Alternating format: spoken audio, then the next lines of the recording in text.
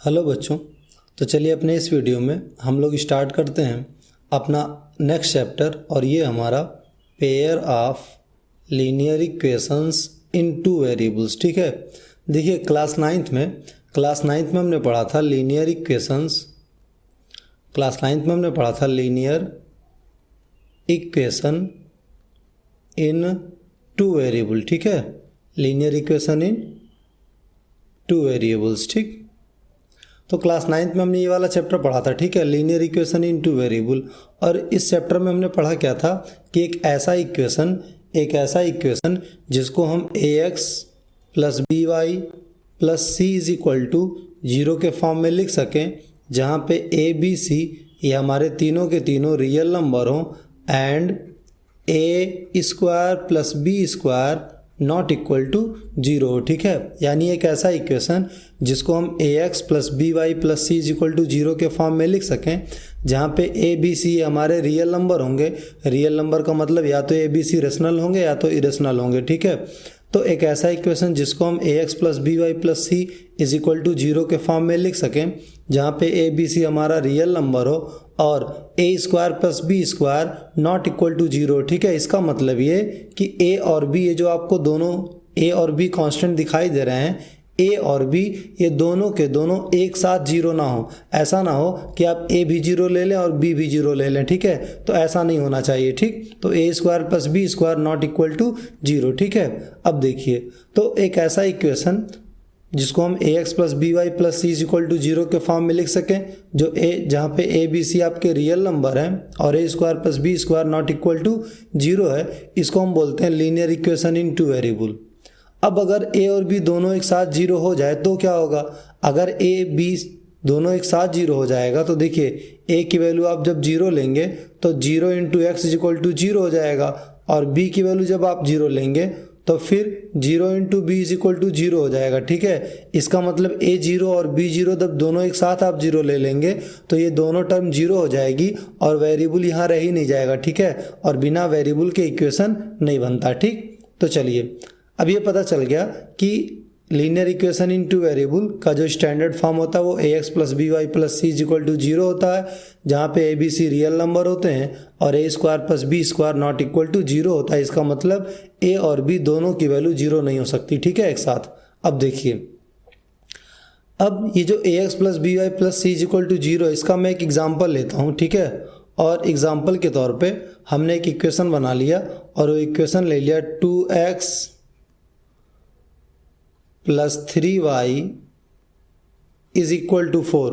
2x plus 3y is equal to 4। ठीक है, अगर इस इक्वेशन को आप ध्यान से देखें, ठीक है, तो जब इस इक्वेशन को हम ध्यान से देखेंगे, अगर हम इसको इस स्टैंडर्ड फॉर्म में लिखें तो ये इस तरीके से हो जाएगा 2x 3y, 4 को इधर ट्रांसफ़र करेंगे, -4 इज इक्वल टू 0। अगर हम इसको कंपेयर करते हैं ax plus B Y plus C is equal to 0 से, तो a की वैल्यू हमें 2 मिलेगी, b की वैल्यू देखिए a की जगह 2 है तो a की वैल्यू 2 मिलेगी, b की वैल्यू 3 है तो 3 मिलेगी, c की वैल्यू -4 मिलेगी। ठीक है, इस तरीके से हम कंपेयर करके a b c की वैल्यू निकाल लेते हैं। ठीक है, ये भी हमने क्लास 9 में पढ़ा था और क्लास 10th में भी, ये बहुत ही इंपॉर्टेंट है। ठीक है, यानी ये ध्यान रहे, pair of linear equation in two variable को सॉल्व करने का एक जो अलजेब्रिक मेथड है, क्रॉस मल्टीप्लिकेशन मेथड। ठीक है, उसका पहला स्टेप ही यही है कि हम इक्वेशन को ax plus B Y plus C से कंपेयर करके ए बी सी की वैल्यू निकालते हैं। ठीक है, तो इस तरीके से ए बी सी की वैल्यू निकाल लेंगे। ठीक, उसके बाद देखिए, उसके बाद हमने पढ़ा था कि एक इक्वेशन का सलूशन कैसे फाइंड आउट करें। एक इक्वेशन का सलूशन कैसे फाइंड आउट करें, और अगर कोई सलूशन दिया हुआ है तो उसको हम वेरीफाई कैसे करें। ठीक है, या कोई वैल्यू दी हुई है तो चेक कैसे करें कि वो सॉल्यूशन है या नहीं है। तो चलिए कुछ क्वेश्चंस में देखते हैं। तो इसके लिए हमने क्या किया, जो क्वेश्चन था हमारा कि 2x plus 3y is equal to 4, जब हमें सॉल्यूशन खुद फाइंड आउट करना होता है, ठीक है, सॉल्यूशन खुद फाइंड आउट करना होता है, तो हम क्या करते हैं, चाहे y को, है ना, चाहे x को y के टर्म में लिख लेते हैं, चाहे y को x के टर्म में लिख लेते हैं। ठीक है, ध्यान ये रहे कि देखिए, अगर x के साथ 2 है, अगर x के साथ 2 है तो बेहतर यही होता है कि x को आप y के फॉर्म में लिखिए, ठीक है। इससे हमें सेलेक्ट नहीं करना पड़ता y की वैल्यू। देखिए मैं बताना क्या चाह रहा हूँ, देखिए आप y को उधर ट्रांसफ़र करेंगे तो ये हो जाएगा 4 माइनस 3y, और फिर ये आपका हो जाएगा x is equal to 4 minus 3y upon 2। यही मैं बता रहा था कि जब x के साथ 2 है, जब x के साथ 2 है या y के साथ 2 हो, 2 जिसके भी साथ हो, ठीक है, उसको हम लेफ्ट साइड रख लेते हैं और अगले वेरिएबल को राइट साइड में कर लेते हैं, ठीक। उससे फ़ायदा क्या होता है, देखिए अगर हम y is equal to something लिखें तब क्या होगा, ये देखिए, तब ये हो जाएगा 3y is equal to 4 minus 2x, 3y is equal to 4 minus 2x, और y इज इक्वल टू हो जाएगा 4 माइनस 2x अपॉन 3। यहाँ डिनोमिनेटर में 3 है, यहाँ डिनोमिनेटर में 2 है, दोनों में डिफरेंस क्या है, देखिए दोनों में है, दोनों सही, आंसर भी दोनों के सही आएंगे। बट ध्यान रहे, जब हम पॉलिनोमियल का ग्राफ ड्रा करते हैं, जब हम पॉलिनोमियल का ग्राफ ड्रा करते हैं तो 3 से डिवाइड करने पे अगर 3 है यहाँ पे तो आपको सोचना पड़ेगा कि x की जगह क्या लें, है ना। x की जगह हम कौन सी वैल्यू पुट करें कि y की वैल्यू हमें ऐसी मिले जिसको हम आसानी से रिप्रेजेंट कर पाएँ, है ना। बट अगर 2 है तो आपको बिल्कुल भी सोचने की ज़रूरत नहीं है, y की जगह आप कुछ भी पुट करेंगे, यहाँ पे कुछ भी पुट करेंगे तो x की वैल्यू जो आएगी वो आसानी से रिप्रेजेंट हो जाएगी, ठीक है। तो चलिए मैं एक सोल्यूशन निकालता हूँ। y इज इक्वल टू मैंने लिया 0, तो y इज इक्वल टू अगर मैंने 0 ले लिया तो x इज इक्वल टू, देखिए फिर बता रहा हूँ, अगर डिनोमिनेटर में 2 है तो आपको बिल्कुल भी नहीं सोचना है कि हम कौन सी वैल्यू लें कौन सी वैल्यू ना लें, ठीक है। ये ग्राफिकल मेथड जो है लीनियर इक्वेशन इन 2 वेरिएबल को सॉल्व करने का, उसमें बहुत ही ज़्यादा हेल्पफुल है। अरे हेल्पफुल क्या, शुरुआत ही यहीं से करना है आपको उस क्वेश्चन की, ठीक है।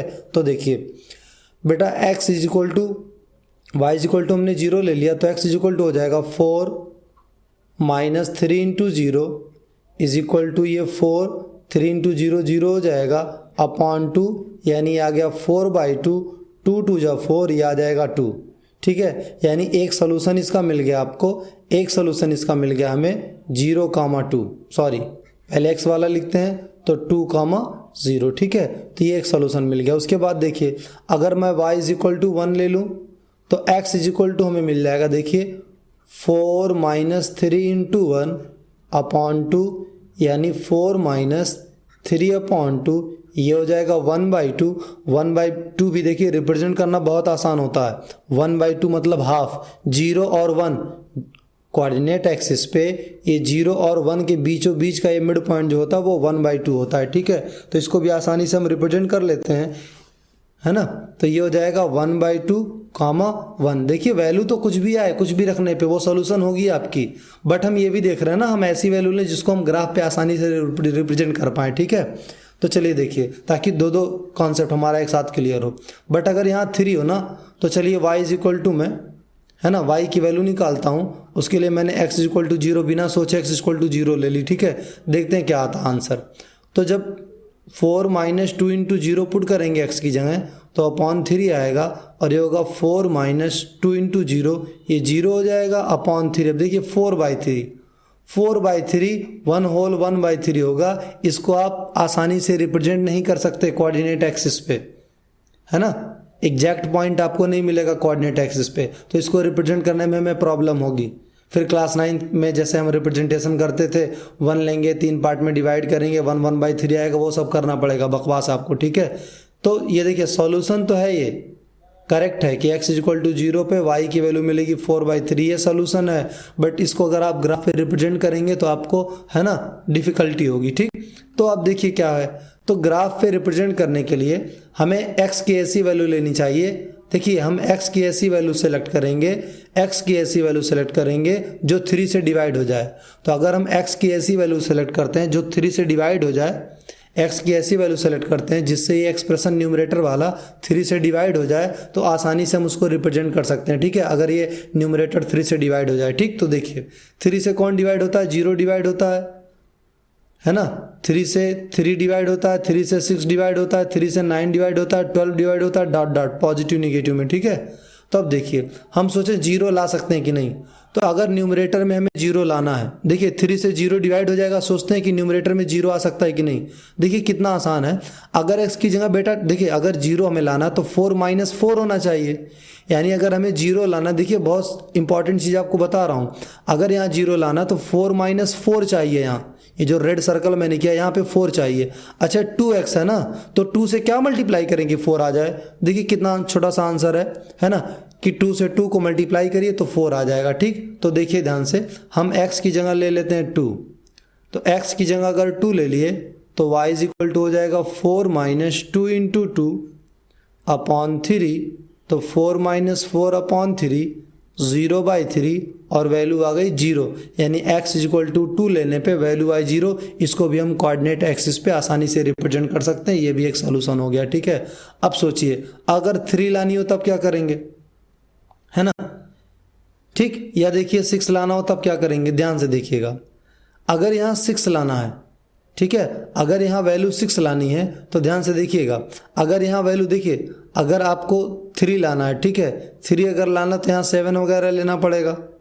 ठीक, या x की वैल्यू ध्यान से देखिए 4 - 2 × x है, अगर हमें न्यूमरेटर में, है ना, अगर हमें न्यूमरेटर में 3 लाना हो, अगर न्यूमरेटर में 3 लाना हो तो आप क्या करेंगे, ध्यान से देखिएगा, न्यूमरेटर में 3 कब आएगा, 4 में से जब 1 माइनस होगा, 4 में से 2x माइनस है, 4 में से जब 1 माइनस होगा तो 3 आएगा।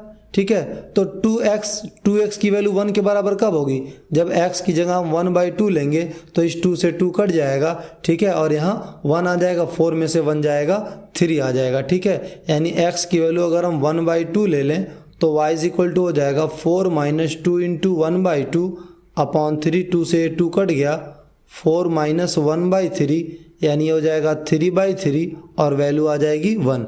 तो इस तरीके से हाफ यानी वैल्यू 1/2 लेने पे ये 1 आ गई, तो 1/2 लेने पे ये 1 आ गई, इसका मतलब है ना ये 1/2 कामा 1 इसका सॉल्यूशन हो गया। ठीक, अब देखिए चूंकि ये सॉल्यूशन हो गया है, इसके बाद हम क्या करते हैं, ये भी सॉल्यूशन हो गया। ठीक है, अब सोचिए अगर आपको 6 लाना हो, देखिए यही तो बात है, अगर 2 हो डिनोमिनेटर में तो हमें कुछ भी नहीं करना, आप कुछ भी पुट करिए बेटा, कुछ भी पुट करिए, आपको आंसर मिलना है, ऐसी ही वैल्यू मिलेगी जिसको हम आसानी से रिप्रेजेंट कर पाए।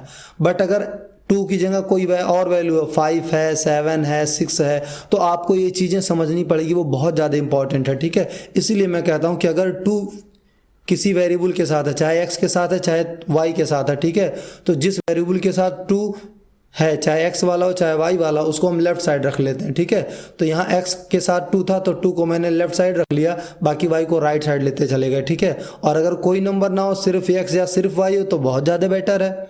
ठीक है, तो चलिए देखिए अब इसको फिर से करते हैं। अब यहाँ अगर मैं 6 लाना चाहूँ, 4, क्योंकि देखिए 3 से 6 भी डिवाइड होगा, अगर मैं आप सोचोगे यार यहाँ न्यूमरेटर में आप 6 क्यों ला रहे हो, क्योंकि न्यूमरेटर में जब मैं 6 लाऊंगा तो 3 से वो कट जाएगा आसानी से। ठीक है, तो अब देखिए 6 लाना है, 4 - 2 × x है, 6 लाने के लिए 4, ये जो 4 - 2x है, 6 लाने के लिए 4 में अगर +2 हो जाए, 4 में अगर +2 हो जाए तो ये आपका 4 + 2 6 हो जाएगा। ठीक है, तो इसके लिए हमें x की वैल्यू -1 लेनी पड़ेगी, ताकि माइनस और माइनस प्लस हो जाए, ये माइनस और ये माइनस प्लस हो जाए और 2/2 हो जाए, तब ये हो जाएगा 4 + 2। ठीक है, इसका मतलब जब x = यहाँ देखिए, जब x = मैं -1 लूँगा तो y = हो जाएगा, y = 4 - 2 × -1 अपॉन 3, यानी 4 + 2 अपॉन 3, ये 6/3 हो जाएगा और वैल्यू आ जाएगी 2। इस तरीके से y की वैल्यू हो जाएगी -1, 2। ठीक है, तो इस तरीके से हम लोग सॉल्यूशन फाइंड आउट कर लेंगे। ठीक है, जब सॉल्यूशन मिल जाएगा तो देखिए हर एक सॉल्यूशन, यहाँ ढेर सारे सॉल्यूशन हमने फाइंड आउट किए हैं, जैसे 2, 0 फाइंड आउट किया है ना, और यहाँ देखिए 2, 0 फाइंड आउट किया है, 0, 4/3 फाइंड आउट किया। ठीक है, इसको हम आसानी से कोऑर्डिनेट एक्सिस पे रिप्रेजेंट कर सकते हैं। कोऑर्डिनेट एक्सिस पे जब रिप्रेजेंट करेंगे, जैसे मान लिया 2 सॉल्यूशन हुआ, ठीक है, इसका मैंने 2 सॉल्यूशन फाइंड आउट किया था। अब 2 सॉल्यूशन कौन कौन सा देखिए, यहाँ पे एक सॉल्यूशन तो 2, 0 है जो इसका फाइंड आउट किए हैं, इस वाले का, है ना, 2, 0 एक सॉल्यूशन हमने फाइंड आउट किया है, 1/2 पे 1/2 पे इसकी वैल्यू 1 आई थी, तो एक सोल्यूशन है 1/2 कामा 1, तो 2 कामा 0 1/2 कामा 1, ठीक है। तो 2 कामा 0 और 1/2 कामा 1, ये दो सोल्यूशन हमें मिले लाइन के। अब देखिए, जब भी लाइन के हम दो सोल्यूशन फाइंड आउट कर लेते हैं, है ना, तो लाइन का ग्राफ जब हमें ड्रॉ करना होता है, तो ये ध्यान रहे, लाइन का जब ग्राफ हमें ड्रॉ करना होता है तो कम से कम हमें दो सोल्यूशन की ज़रूरत पड़ती है, ठीक है। तो हम करते क्या है, इस तरीके से, अगर linear equation in two variable का ग्राफ ड्रॉ करना है, ठीक है, तो हम इनको पहले रिप्रेजेंट करेंगे यहाँ पे, ठीक। तो देखिए 2 कामा 0 है, 2 कामा 0 ये आपका 1 हो गया, ये 2 हो गया, तो ये पॉइंट हो जाएगा 2 कामा 0, 2 कामा 0। 1/2 कामा 1 है, तो 1/2 ये आपका x कोऑर्डिनेट और ये 1, ठीक है, तो ये हो जाएगा 1/2 कामा 1। अब देखिए ध्यान से, अब ये आपका इस तरीके से, है ना, इस तरीके से ग्राफ बन जाएगा, ठीक। आप देख रहे हैं कि ये जो ग्राफ है इसका एक स्ट्रेट लाइन बनेगा, है ना, जितने भी स्ट्रेट लाइन बनेगा, देखिए ध्यान से, ये जो इक्वेशन हमने लिया था, इक्वेशन हमने क्या लिया था, 2x + 3y = 4, यानी ये जो linear equation in two variable है हमारा, इसका ग्राफिकल रिप्रेजेंटेशन एक स्ट्रेट लाइन होता है। 2x + 3y = 4, है ना, ये जो linear equation in two variable मैंने लिया था, इसका ग्राफिकल रिप्रेजेंटेशन एक स्ट्रेट लाइन होगा, ठीक। और हर एक linear equation in two variable का ग्राफिकल रिप्रेजेंटेशन स्ट्रेट लाइन ही होगा, ठीक है। तो अब देखिए, तो ये हो गया कि ग्राफिकल रिप्रेजेंटेशन इसका स्ट्रेट लाइन होगा। और देखिए जो इसके सॉल्यूशन थे, इस इक्वेशन का जो हमने सॉल्यूशन निकाला था, वो सॉल्यूशन क्या यहाँ पे दिखाई दे रहा है, वो सॉल्यूशन आपको दिखाई दे रहा है कि ये जो सॉल्यूशन है वो इस ग्राफ पे, यानी एक स्ट्रेट लाइन पे एक पॉइंट बन गया है, ठीक है। तो इसका मतलब लाइन के जितने भी पॉइंट होते हैं, लाइन के जितने भी पॉइंट होते हैं, लाइन के जितने भी पॉइंट होते हैं, लाइन के जितने भी पॉइंट होते हैं, हर एक point linear equation in two variable का जो ग्राफ होता है, यानी स्ट्रेट लाइन, उसका एक पॉइंट होता है, ठीक है। तो हर एक linear equation in two variable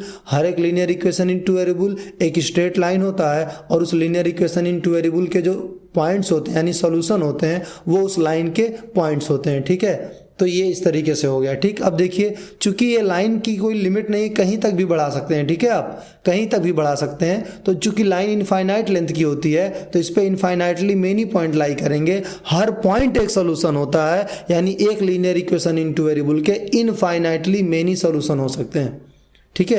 एक linear equation in two variable के इनफाइनाइटली मेनी सोल्यूशन हो सकते हैं, ठीक। तो इस तरीके से इतना हमारा क्लियर हुआ, ठीक है, कि linear equation in two variable एक ऐसा इक्वेशन होता है जिसको हम ax + by + c = 0 के फॉर्म में लिख सकते हैं, जहां a b c real number हो और a² + b² ≠ 0, ठीक है। उसके बाद हमें पता चला कि अगर एक इक्वेशन दिया 2x + 3y = 4 और इसको हम कंपेयर करें ax + by + c = 0 से, तो कंपेयर करने के लिए इस कांस्टेंट को पहले इधर लाना पड़ेगा, +4 है तो -4 हो जाएगा। यहाँ पे देखिए a की वैल्यू 2, b की वैल्यू 3, c की वैल्यू -4। इस तरीके से हम ax + by + c = 0 से कंपेयर करके a की वैल्यू और b की वैल्यू c की वैल्यू निकाल लेंगे, ठीक है। इसके बाद आप देखिए, इसके बाद हम क्या देख रहे हैं कि जब भी कोई इक्वेशन दिया होता है, जैसे यहाँ पे दिया 2x + 3y = 4, ठीक है, और इसका हमें सॉल्यूशन फाइंड आउट करना होता है, जो कि बहुत ज़्यादा ज़रूरी है ग्राफ रिप्रेजेंट करने के लिए। तो हम करते क्या है, एक वेरिएबल को एक साइड रखते हैं लेफ्ट साइड, बाकी सारे टर्म्स को, ठीक है, राइट साइड कर लेते हैं, ठीक। तो हम देख क्या रहे हैं कि 2x + 3y = 4 था। मैंने बताया कि जब 2 कहीं पे आपको दिख जाए, तो आप उसको लेफ्ट साइड में रख लिया करिए, ठीक है। तो इस तरीके से 2x, x के साथ 2 है तो x लेफ्ट साइड में रख लिए, और इस तरीके से बाकी सबको इधर ट्रांसफर कर दिए, तो हमें x की वैल्यू मिल गई y के टर्म में। जब भी सोल्यूशन निकालना होता है तो हम इजी होता है हमारे लिए कि हम एक वेरिएबल को दूसरे वेरिएबल के टर्म में लिख लें, ठीक है। तो यहाँ हमने x को y के टर्म में लिख लिया। अब y की हम लोग, चूंकि डिनोमिनेटर में 2 है तो हमें सोचने की जरूरत नहीं है, y की हम कोई भी वैल्यू लेंगे, हमें x की एक ऐसी वैल्यू मिलेगी जिसको हम आसानी से रिप्रेजेंट कर लें, ठीक है। और देखिए y की वैल्यू अगर आपने 0 यहाँ पुट की है, और x की वैल्यू, y की वैल्यू अगर आपने 0 पुट की और x की वैल्यू आई 2, तो जो सोल्यूशन होगा, पहले x कोऑर्डिनेट लिखते हैं फिर y वाला, तो सोल्यूशन होगा 2, 0, ठीक है। चूंकि x की एक वैल्यू रखे तो एक सोल्यूशन मिला, फिर x की दूसरी वैल्यू रखे, देखिए y = हमने यहाँ 1 रखा तो फिर x की वैल्यू मिली 1/2, x = फिर देखिए, है ना, इस तरीके से आप 2 वैल्यू रखे तो 2 सोल्यूशन बना, y की एक वैल्यू रखेंगे तो उसके करस्पॉन्डिंग x की एक वैल्यू मिलेगी और आपको एक सोल्यूशन मिलेगा। y की दूसरी वैल्यू रखेंगे तो x की दूसरी वैल्यू मिलेगी, यानी एक सोल्यूशन और मिल गया। y की तीसरी वैल्यू रखेंगे तो x की एक वैल्यू और मिलेगी, यानी ये चौथा सोल्यूशन हो गया। इस तरीके से, ठीक है। तो पहला, दूसरा, तीसरा, चौथा, जितनी वैल्यू आप पुट करते जाएंगे उतनी वैल्यू आपको मिलती जाएगी और करस्पॉन्डिंगली आपको सोल्यूशन मिलता चला जाएगा। तो इस तरीके से हम इनफाइनाइट वैल्यू रख सकते हैं y की, और जब हम y की इनफाइनाइट वैल्यू रख सकते हैं तो हमें x की भी इनफाइनाइट वैल्यू मिलेगी, यानी इनफाइनाइट सोल्यूशन मिल जाएंगे, ठीक है।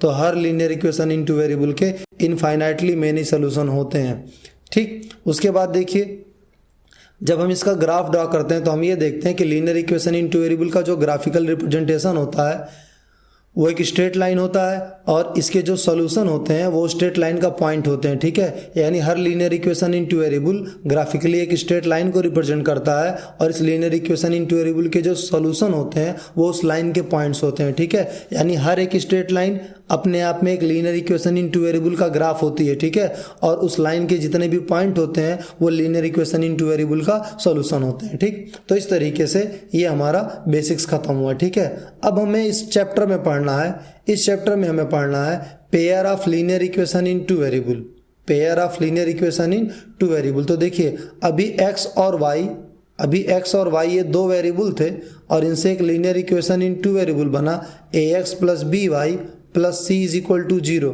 हम जानते हैं A B C belongs to real number और A and B A square plus B square, ठीक है, डज नॉट इक्वल टू 0, यानी ए और बी की वैल्यू एक साथ 0 के बराबर ना हो, ठीक है।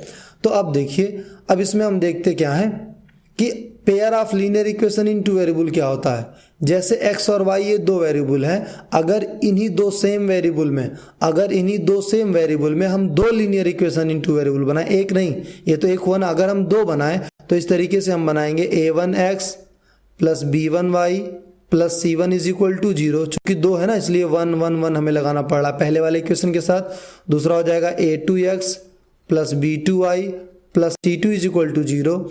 आप जानते हैं यहाँ A B C real number था, तो यहाँ a1 b1 c1 belongs to real number and a1 square plus b1 square not equal to 0, यानी a1 और b1 की वैल्यू एक साथ 0 नहीं हो सकती, ठीक है। Similarly a2 b2 c2 belongs to real number और a2 का स्क्वायर b2 का स्क्वायर नॉट इक्वल टू 0, ठीक। तो इस तरीके से ये जो आपको दोनों इक्वेशन दिए गए हैं सेम वेरिएबल के x और y के, ये हमारे linear equation in two variable है ना, दोनों अलग अलग हैं, तो ये बन गए pair of linear equation in two variable. Pair of linear equation in two variable, pair मतलब जोड़ा होता है, आप जानते हैं दो पीस होती है उसमें, ठीक है। तो वैसे यहाँ पे भी linear equation in two variable के दो इक्वेशन है। अब देखिए, अब इसका सॉल्यूशन क्या होगा, इसका भी सॉल्यूशन है, ठीक है। इसका सॉल्यूशन निकालने के लिए हम तरीके पढ़ेंगे, जिसमें से अलजेब्रिक मेथड हम पढ़ेंगे और हम लोग ग्राफिकल मेथड पढ़ेंगे। अलजेब्रिक मेथड में हम लोग क्या पढ़ेंगे, अलजेब्रिक मेथड में हम पढ़ेंगे, इसका जो मेथड पढ़ेंगे अलजेब्रिक मेथड में, वो पहला होगा सब्स्टिट्यूशन मेथड, फिर होगा एलिमिनेशन मेथड, फिर क्रॉस मल्टीप्लिकेशन मेथड पढ़ेंगे और ग्राफिकल मेथड पढ़ेंगे, ठीक है।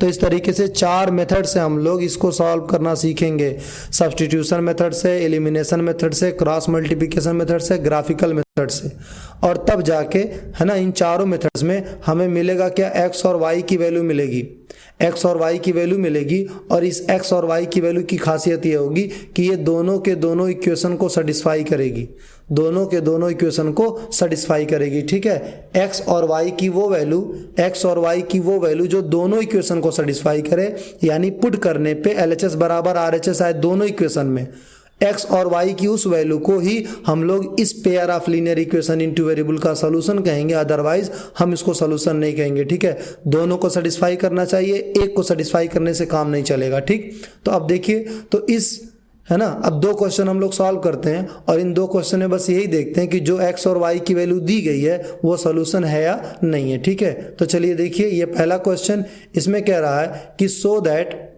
That 80, 30 is a solution of x upon 10 plus y upon 5 plus 1 is equal to 15 and x upon 8 plus y by 6 is equal to 15, ठीक है। शो करना है कि इसका सॉल्यूशन है। तो सॉल्यूशन कब होगा, देखिए पहली वैल्यू x होती है, दूसरी वैल्यू y होती है। अगर ये दोनों को सेटिस्फाई कर गई तो सॉल्यूशन होगा, दोनों को सेटिस्फाई नहीं करेगी तो सॉल्यूशन नहीं होगा। तो पहला इक्वेशन है x by 10 plus y by 5 plus 1 is equal to 15। इसको जब हम वेरीफाई करते हैं कि ये सोल्यूशन है कि नहीं तो ध्यान रहे हम LHS अलग लेते हैं बेटा, ठीक है।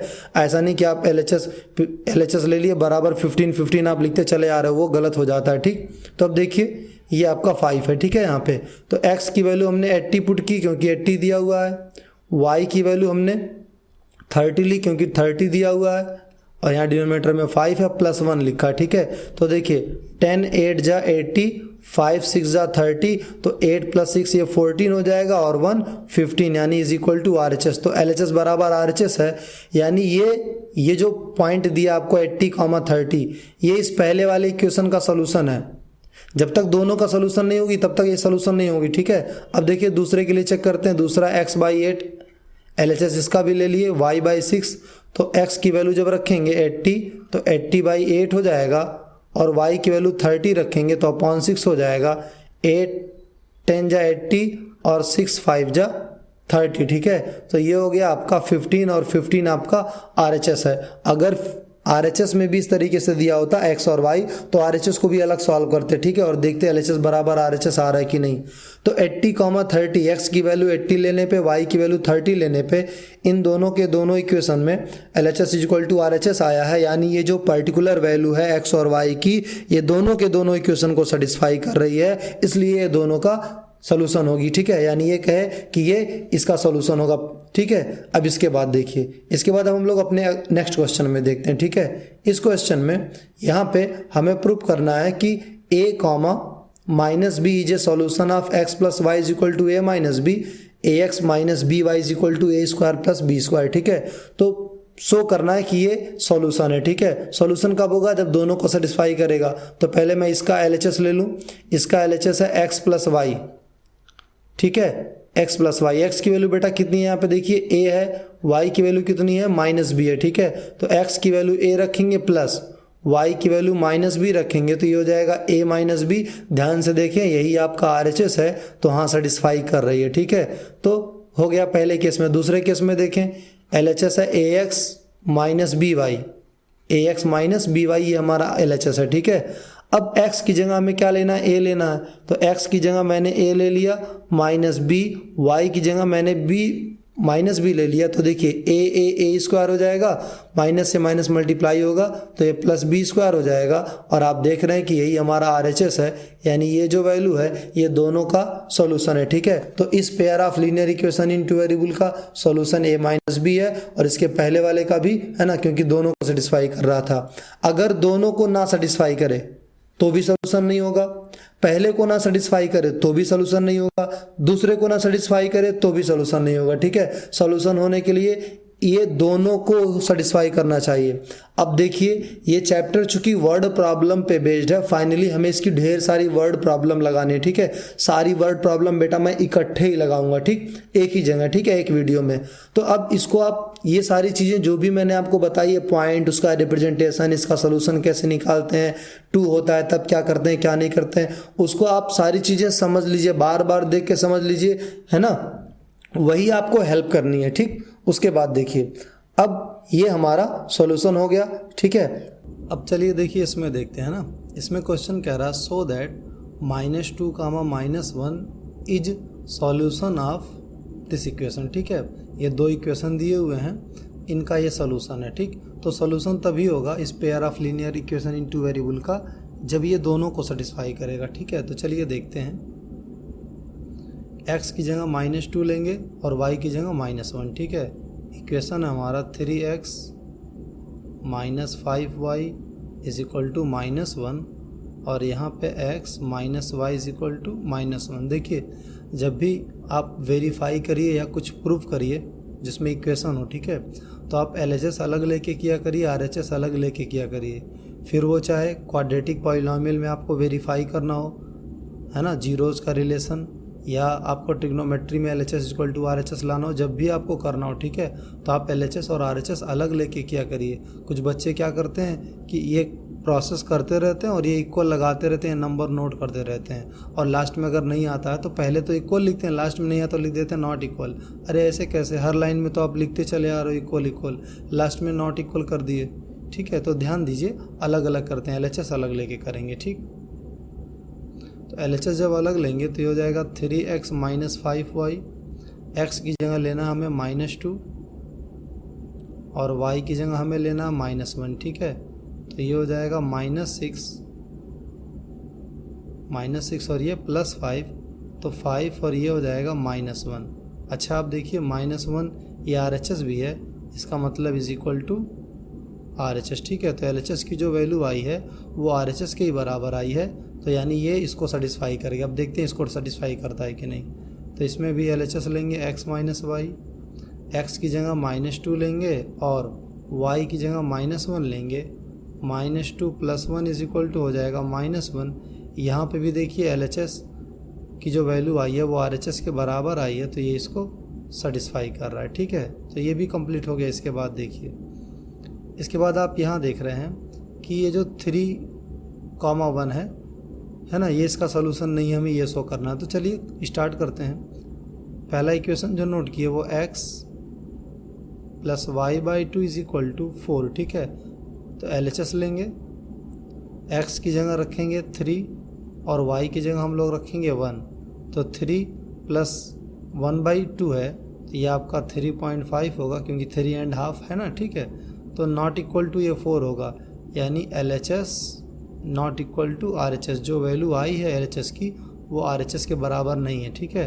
तो ये इसको सेटिस्फाई नहीं कर रहा पहले इक्वेशन को। दूसरे को देखिए पहले को नहीं सेटिस्फाई कर रहा है तो हो गया कि ये सोल्यूशन नहीं है, लेकिन कोई बात नहीं, दूसरे को भी करके देख लीजिए क्या करना है। x/3 + 2y, अगर हम इसमें इसके LHS में पुट करते हैं वैल्यू, तो x की जगह 3 लेंगे, 3/3 + 2, y की जगह 1 लेंगे, तो 3 से 3 कैंसिल हो जाएगा और वैल्यू जो आपकी आएगी वो आएगी 1, ठीक है। प्लस ये 2 इज इक्वल टू 3 आएगा, जबकि RHS हमारा 5 है, यानी नॉट इक्वल टू 5, ठीक है। तो LHS not equal to RHS। देखिए अगर ये दोनों को सेटिस्फाई नहीं, अभी यहाँ तो देख रहे हैं कि दोनों को ही नहीं सेटिस्फाई कर रहा, तो सोल्यूशन ये नहीं होगा। लेकिन अगर ये एक को सेटिस्फाई करता दूसरे को सेटिस्फाई नहीं करता तो भी ये सोल्यूशन नहीं होता, ठीक है। सोल्यूशन ये तभी होगा जब दोनों को सेटिस्फाई करेगा, ठीक। चलिए अब नेक्स्ट क्वेश्चन करते हैं। इसमें देखिए, इसमें प्रूफ करना है, शो करना है कि -1/2 और (2) ये इसका सोल्यूशन है, ठीक है। तो चलिए इसको लेते हैं LHS। पहले वाले इक्वेशन का LHS है 2ax - by + a + 4b, ठीक है, इज इक्वल टू 0। ये पूरा इक्वेशन है, ठीक। तो LHS लेते हैं इसका।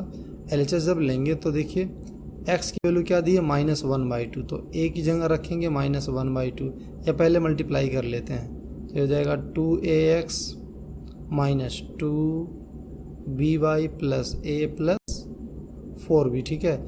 x की जगह क्या लेना -1/2, तो 2 से 2 कट जाएगा, ये हो जाएगा -a - 2b। y की जगह क्या लेना है 2, तो 2 से 2 मल्टीप्लाई होगा -4b, फिर इसके बाद +a और ये 4b ऐसे ही नोट कर लेंगे,